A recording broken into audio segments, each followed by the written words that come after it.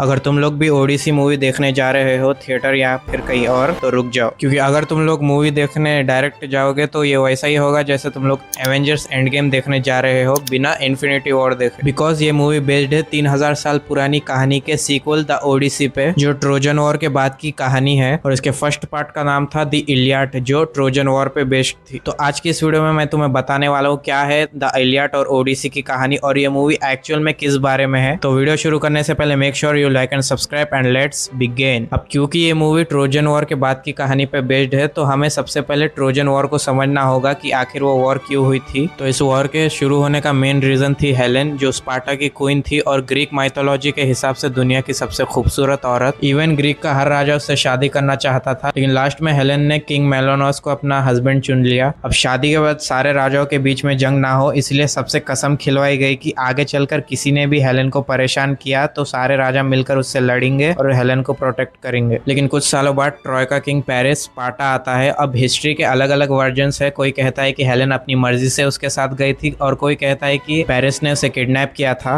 अब क्योंकि ये एक माइथोलॉजी है इसलिए टाइम के हिसाब से इसमें काफी ज्यादा मिलावट हुई और इसके अलग अलग वर्जन्स भी बने। खैर इस बात से फर्क नहीं पड़ता है, फर्क पड़ता है कि आखिर रिजल्ट में क्या हुआ। जब किंग मेलोनोस को पता चला कि उसकी वाइफ वहां पर नहीं है तो वो सीधा गया अपने बड़े भाई एगामेमनॉन के पास, जो उस टाइम पे ग्रीस का सबसे पावरफुल राजा था। और यहाँ से सबको पता चला कि हेलेन ट्रॉय चले गई है। और ठीक उसी वक्त शुरू हुई हिस्ट्री के one of the greatest war, Trojan war. Agamemnon ने सब रूलर्स को उनकी औकात दिखाई और धीरे धीरे पूरा ग्रीस ट्रॉय के खिलाफ हो गया। यहीं पे एंट्री होती है ओडिसियस की के मेन कैरेक्टर। लेकिन क्या वो सबसे पावरफुल वॉरियर था? बिल्कुल नहीं। वो टाइटल अचिलिस के पास था। ओडिसियस की सबसे बड़ी ताकत स्ट्रेंथ नहीं, उसका दिमाग था। उस स्ट्रेटेजी को समझने में सबसे आगे था। लेकिन उसके बारे में एक प्रोफेसी थी कि अगर वो इस जंग में गया तो 20 सालों तक अपने घर नहीं आ पाएगा। ऊपर से उस टाइम पे उसकी न्यू फैमिली थी, इसलिए वो इस जंग में बिल्कुल नहीं जाना चाहता था। इस जंग से बचने के लिए उसने पागल होने का भी नाटक किया, लेकिन एट द एंड उसे मजबूरी में जाना पड़ा। फिर 1 साल हुए, 2 साल हुए, 5 साल हुए, लेकिन ट्रॉय की दीवार टूटी नहीं रही थी, क्योंकि उनके पास एक ऐसा किला था जिसे बाहर से तोड़ना नामुमकिन था। उसके बाद ओडिसियस ने एक प्लान बनाया। उसने एक लकड़ी का घोड़ा बनवाने लगाया जिसको ट्रोजन हॉर्स कहते हैं, और ये प्रिटेंड किया कि ग्रीस वॉर छोड़कर चला गया है और ये हॉर्स गिफ्ट के तौर पे दे गया। और इसके बाद असली गेम शुरू हुआ। ट्रॉय के लोगों को लगा कि हम लोग जीत गए हैं और उन्होंने खुद उस घोड़े को अंदर लाया। फिर क्या था, सारे सोल्जर्स रात होते ही उस घोड़े के अंदर से बाहर निकले और उन्होंने किले का दरवाजा खोल दिया। और जो वॉर 10 सालों से चल रही थी वो एक रात में ही खत्म हो गई। और यहीं से क्रिस्टोफर नोलन की कहानी शुरू होती है। अब यहाँ ग्रीक माइथोलॉजी में एक बात है, जंग जीतना जितना आसान है उतना ही मुश्किल अपनी किस्मत से जीतना है। और यहीं से एक ऐसी जर्नी शुरू हुई जहाँ पर ओडिसियस के सिर्फ बॉडी का टेस्ट नहीं बल्कि उसके कैरेक्टर का भी टेस्ट होगा। और इसी जर्नी का नाम है दी ओडिसी। और इस जर्नी में ओडिसियस के साथ हमें एक और कैरेक्टर देखने मिलती है जिसका नाम एथेना है, जो विजडम और स्ट्रेटेजी की गॉडेस है। इसी सफर में आपको पोसाइडन नाम भी सुनने मिलेगा जो